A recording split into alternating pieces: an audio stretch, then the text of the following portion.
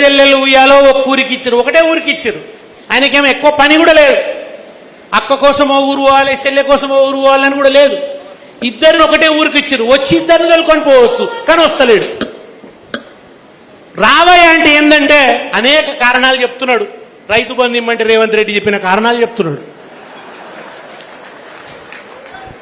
రైతు బంధు ఇవ్వయా అంటే ఎన్ని ఎకరాలకి ఇవ్వాలి, పంట వేస్తేనే ఇవ్వాలా, వేయకుంటే ఇవ్వాలా, 5 ఎకరాలకి ఇవ్వాలన్నా, 10 ఎకరాలకి ఇవ్వాలన్నా, యాసంగిలు ఇవ్వాలన్నా, పునాసలు వేయాలన్నా. ఈ లోపల ఏమైపోతున్నది? నాట్లు అయిపోతున్నది, పంట అయిపోతున్నది, కోతలు అయిపోతున్నది. మన బతుకమ్మ పాటలా ఎదురు చూపులే పాడైనాయి. ఈయన వచ్చిన తర్వాత ఎదురు చూపులే ఉన్నాయి. అన్న కోసం ఎదురు చూస్తున్నారు. ఎదురు చూసుకుంటూ ఆ తల్లి ఎప్పుడు వస్తావు, ఎప్పుడు తొలకపోతావు అని. ఆ తొలకపోదామంటే ఆయన రకరకాల కారణాలు చెప్తున్నాడు. తోట అడ్డమైంది, ఏరు అడ్డమైంది, రకరకాలు. చివరికి ఏమైందట? వదిననట బాయికి పోయిందట. ఆ వదిననట హంసల అంచు ఉన్న చీర కట్టుకున్నదట. ఆ చీర హంసల బావికి పోతే హంసలు ఆ చీర చింపినాయట.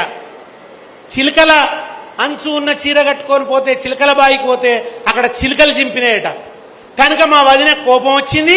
మా వదిన మా అన్నను రాణిస్తలేదు. మళ్ళా కోపం ఎవరి మీద? అన్న మీద కాదు, వదిన మీద. మా వదిన రాణిస్తలేదు, మా అన్న వస్తలేడు అని పాడతారు. ఇట్లా ఎన్ని పాటలు. రామరామనంది ఉయ్యాలో, రాగమెత్తరాదు ఉయ్యాలో. మనకొకరు నేర్పాలన్న రాముడి మీద భక్తి. మన తెలంగాణ పాటలలో రాముడు కలిసిపోయి ఉన్నాడు. రామరామనంది ఉయ్యాలో, రాగమెత్తరాదు ఉయ్యాలో. ఎన్ని పాటలు, ఎన్ని పాటలు అసలు. ఒక పల్లె తల్లి నోరు తెరిస్తే బ్రహ్మాండమైన పాటలు. ఈ పాట ఎన్నడూ రేడియోలో వినిపించకపోవు, ఈ పాట ఎన్నడూ టీవీలో కనిపించకపోవు, ఈ పాట ఎన్నడూ చదువుకునే పుస్తకంలా ఉండకపోవు. అట్లనే దసరా. కొత్త బట్టలు గట్టి కోటి ముచ్చట్లు, పాల పిట్టల చూసి పడుచు చప్పట్లు. ఎసుంటోళ్ళైనా కొత్త బట్టలు పట్టించుకుంటారు, ఉన్నంతలా, కలిగినంతలా.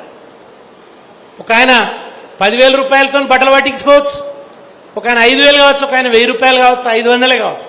కొత్త బట్ట అయితే పట్టించుకుంటారు.